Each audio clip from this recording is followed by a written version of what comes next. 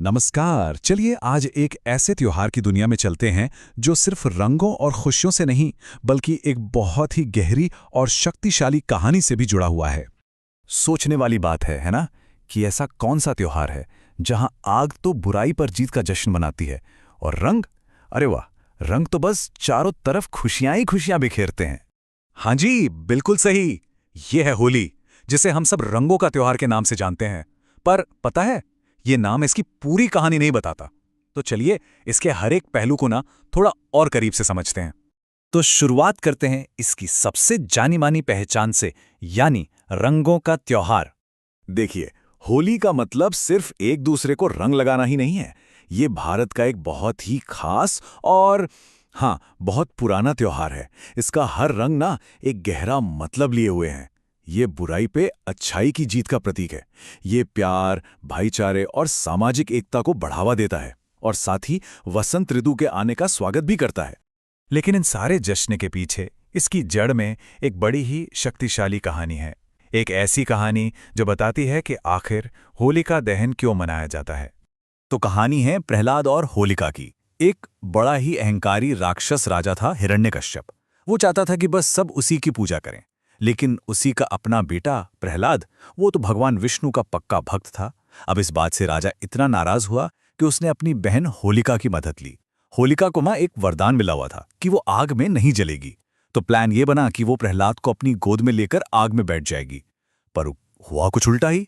भगवान की कृपा से प्रहलाद तो बिल्कुल सुरक्षित बच गए, लेकिन होलिका उसी आग में जलकर राख हो गई। और बस यही इस त्योहार का दिल है कि होलिका की आग नकारात्मकता को जलाने का प्रतीक है। मतलब ये सिर्फ लकड़ियों की आग नहीं है, ये एक प्रतीक है हमारे अंदर की बुराइयों को, सारी नेगेटिविटी को जलाकर खत्म कर देने का। कितनी गहरी बात है ना? तो सवाल ये है कि ये पुरानी कहानी आज के जश्न में कैसे जिंदा है। आइए देखते हैं कि होली के सेलिब्रेशन में कौन कौन से रंग घुलते हैं। होली मुख्य तौर पर 2 दिन का त्योहार है। पहले दिन होता है होलिका दहन। रात के समय एक अलाव जलाया जाता है जो उसी कहानी में अच्छाई की जीत की याद दिलाता है। और फिर अगले दिन आता है धुलेंडी। ये वही दिन है जिसे हम सब रंगों वाली होली कहते हैं, जब लोग गुलाल और पानी से खूब खेलते हैं। पर भारत इतना विविध है कि यहाँ होली के रंग भी हर जगह अलग अलग हैं। मिसाल के तौर पर बरसाना की लठमार होली को ही ले लीजिए, बड़ा मजेदार है। यहाँ महिलाएं मजाक मजाक में पुरुषों पर लाठियां बरसाती हैं और पुरुष ढाल से खुद को बचाते हैं। सच में एकदम अनोखी परंपरा है। और वहीं अगर मथुरा और वृंदावन की पावन धरती पर चले जाएं, तो वहां फूलों वाली होली देखने को मिलती है। सोचिए, यहाँ गुलाल नहीं बल्कि एक दूसरे पर फूल बरसाए जाते हैं। कितना खूबसूरत और कोमल तरीका है जश्न मनाने का, है ना? अच्छा, अब चलते हैं पंजाब की तरफ। यहाँ का नज़ारा तो बिल्कुल ही अलग है। गुरु गोबिंद सिंह जी ने शुरू किया था होला मोहल्ला। ये 3 दिन तक चलता है और इसमें रंग नहीं बल्कि मार्शल आर्ट्स और वीरता का प्रदर्शन होता है। मतलब होली का एक बिल्कुल ही अलग रूप। तो चाहे वो लठमार होली हो या होला मोहल्ला, इन सभी सेलिब्रेशंस के पीछे इस त्योहार का एक बहुत गहरा आध्यात्मिक और सामाजिक महत्व छिपा हुआ है। चलिए अब उसको समझते हैं।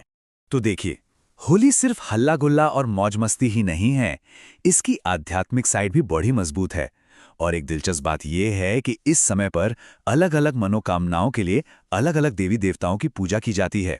जैसे अगर किसी संकट से बचना है तो लोग भगवान विष्णु की पूजा करते हैं, प्यार और खुशी के लिए भगवान कृष्ण की, और धन और समृद्धि के लिए देवी लक्ष्मी की आराधना की जाती है।